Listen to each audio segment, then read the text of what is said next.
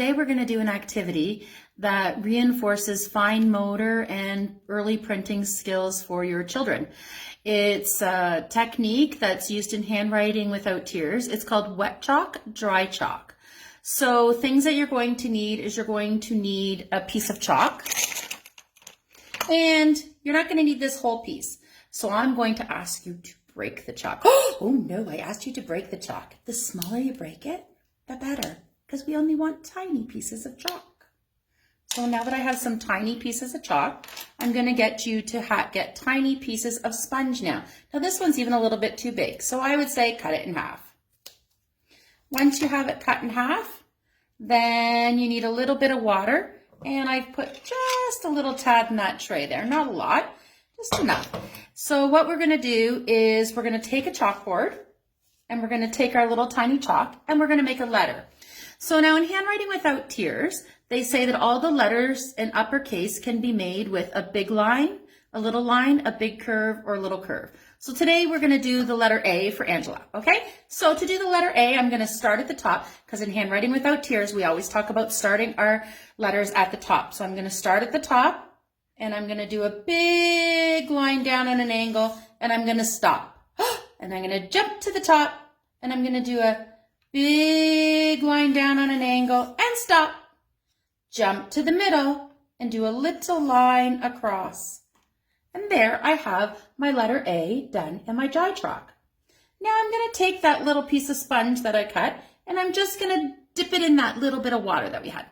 And I'm going to squeeze it out really good, because I don't really want it to be really wet. I just want it to be damp.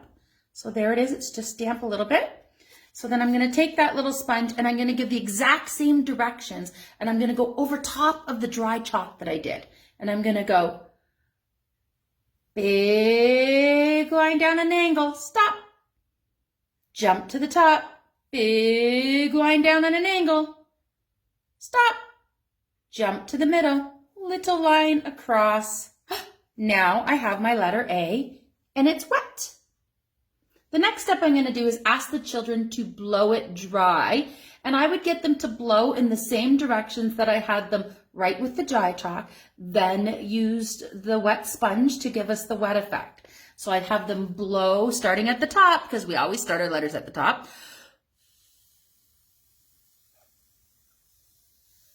All the way down, stop, jump to the top, blow down again.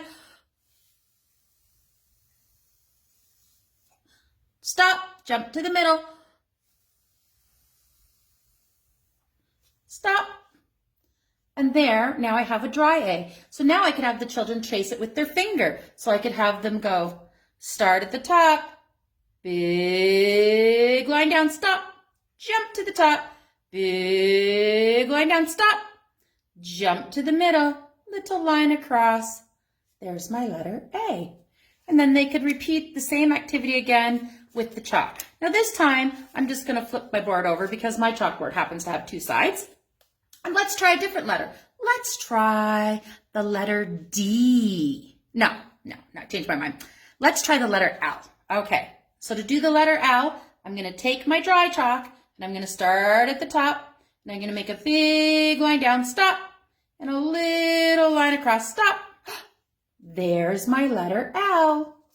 Then I'm going to take my wet sponge, and I'm going to start at the top, and I'm going to wipe down, stop, and then make a little line across, stop.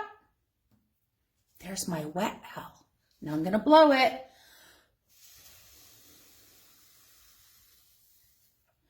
Blew my big line down. I'm going to blow my little line across. Now there is my dry L again. I can take my chalk, and I could do that again. Big line down, stop. Little line across. There's my letter L. I look forward to seeing what letters you make. Please post and share. Have a great day, everyone.